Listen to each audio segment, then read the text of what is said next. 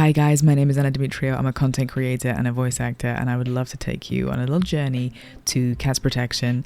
It was their first ever Creator Day, and we got a chance to go to the HQ and visit some of the cats and see firsthand what they do over there in their actual facilities.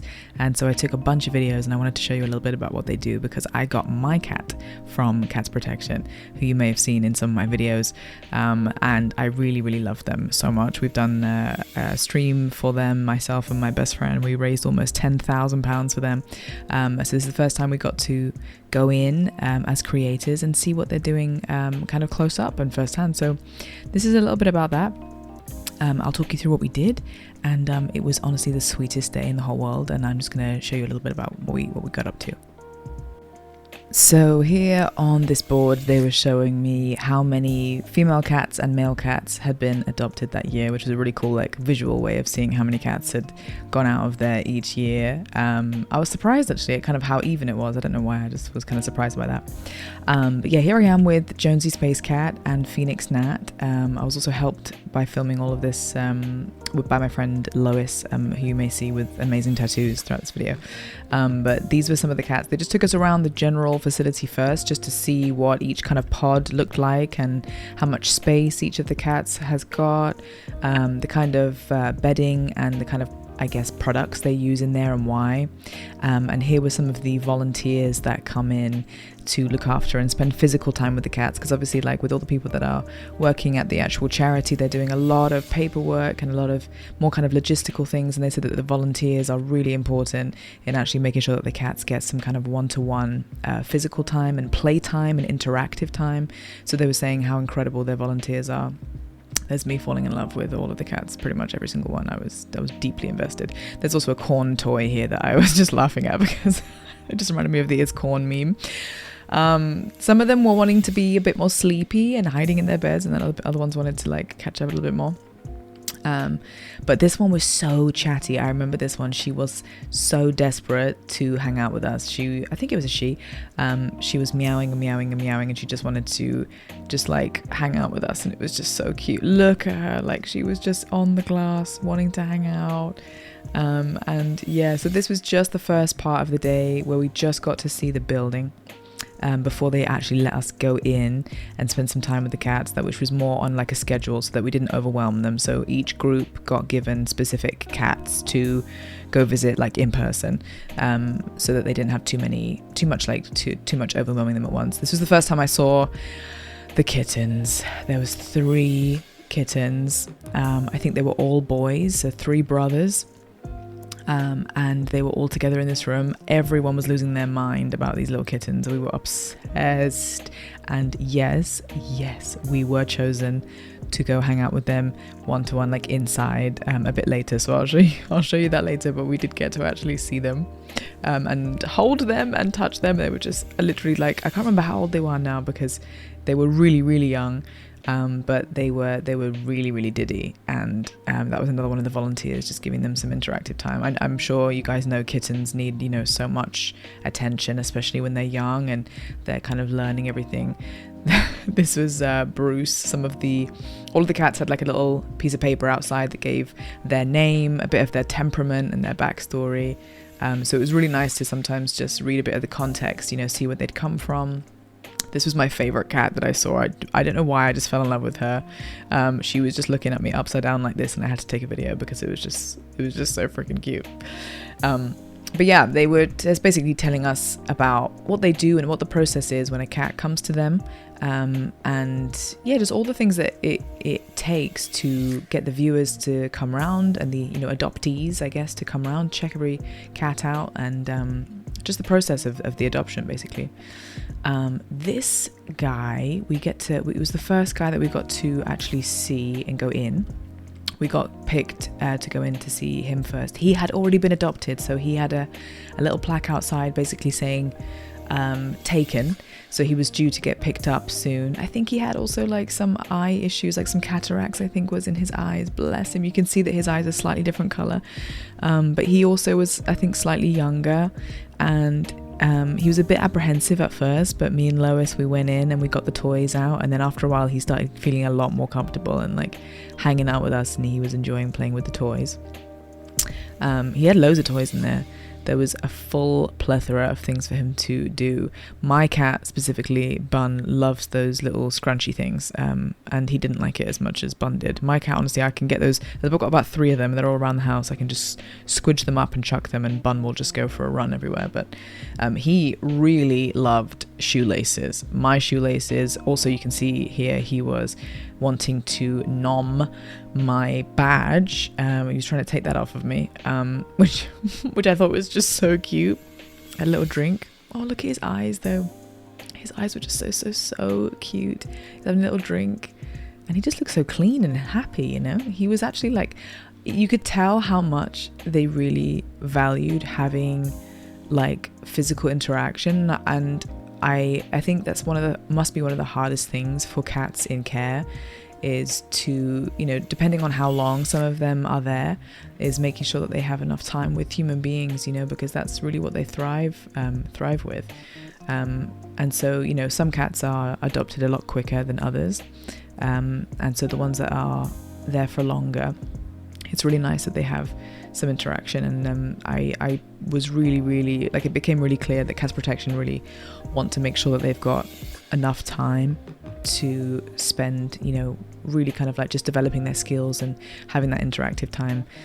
I know my cat, when I adopted mine, she'd been in care for I think over 200 days, because she was a bit of a spicy cat. My one, she was either hiding or scratching people, so she was in care for so long, and you can just tell how much that deprivation you know, can affect things. And it was so nice to just, especially this day, even though we were there to film and we were there to experience it. Look at her with the laces. It was so nice to be just a part of that interaction for that day. This is Jonesy. She's been in for about she's been in care now for many years. She is litter trained. She said that she laughs when she wheezes, and she wheezes when she laughs. So Jonesy and Nat got to hang out with the kittens first, and I was just very patiently/impatiently waiting to be able to go in and see the kittens myself. And they were like, we don't want to get out, and I was like, let me in there, I want to see them myself. And we finally got to go in and see them, and I think, if I remember correctly, they were slightly too young to be adopted yet, so they were in there having a bit of acclimatization time, having all their checkups and getting ready to be, I guess, viewed by the public, but kept together for the time being. So I feel very lucky that we got to spend some time with these adorable brothers, especially because they were so young and so small. And for any cat lover, I'm sure you know how much kittens just seem to hit different. I don't know what it was. They were just so adorable. I was effectively a glorified cat tree. They were climbing everything, my jacket, my lanyard. This one was my favorite. He was like the sleepy one. He was just trying to sleep. The other two were ready to cause havoc. They were going up and down the cat tree. They were like running around, playing with the laces, trying to go on my shoulders. And this guy, he just wanted to rest. Honestly, he just wanted to rest. Look how tiny they are. Oh my god. Well, okay, well, whilst you watch these very cute kittens, I'll give you a little bit more context about the charity itself. Cats Protection was founded in 1927, so a long time ago, and in that time they have helped over 1.5 million cats. They are so dedicated to what they do. They help an average of 157,000 cats and kittens every single year. How can someone visit this and not take them home? I don't know. How do we leave here without taking them all? One in each pocket. There's about 210 branches and 34 adoption centres. This is one of their kind of main ones, which we were lucky enough to go to. And there's a lot of costs, obviously, that go into running a place like this. Specifically, I think one of the highest costs that they said was the veterinary bills that have to go into, you know, making sure that some of these cats that, you know, sometimes get dumped on the doorstep as well. Like, there are people that neglect their cats and we're just dropping them off and without any warning, and the kind of more emergency situations that sometimes the charity has to deal with. These cats have got to get checked up and looked after, and there's a lot of care and kind of procedures that sometimes have to go on these cats, and that is obviously very, very expensive. So There's a lot of costs that go into it, and a lot of things, a lot of maintenance to make sure that these animals are treasured and protected before they end up finding their forever homes. And also just like, the space, there's often not enough space for the amount of cats that need help, and all of this stuff costs money and time, and people to come in and be doing the work that is so needed for all of these cats. There was a story that they told us about some cats that were left outside the door on the 10th of May this year. There was just a box with very little airflow, where there was just, I think, 3 8-month-old kittens that were just put in there. And the person who had dropped them off had said that the owner had just passed away, and they just were left there. And it's just there's so few things that can be predicted, I think, sometimes about situations like this, and cats protection just have to be there ready to deal with all types of situations. And it was blowing me away to see the kind of things that happen to and around animals, specifically obviously cats in this situation, but just in general. I just think charities like this are absolutely incredible for everything that they are able to just storm, with no warning, and just because they have to, and because they love what they do. So yeah, anyway, this is a lot more of the kitten stuff. I took as many videos of the kittens as I possibly could because I was absolutely obsessed. And Lois had to be in the video here because I was like, they just really started to love Lois. Lois was there to help me film for this video, but they started loving Lois as well. So sweet. Maybe they were drawn to the tattoos. I don't know. Maybe it was a bit of that. But it was so sweet. But I think coming up now is one of my favorite moments of the whole day. There was a cat whose owner had unfortunately taken their own life, and had left everything to cats protection, including their own cat. And this cat was called Babycham, I think, or Babycham.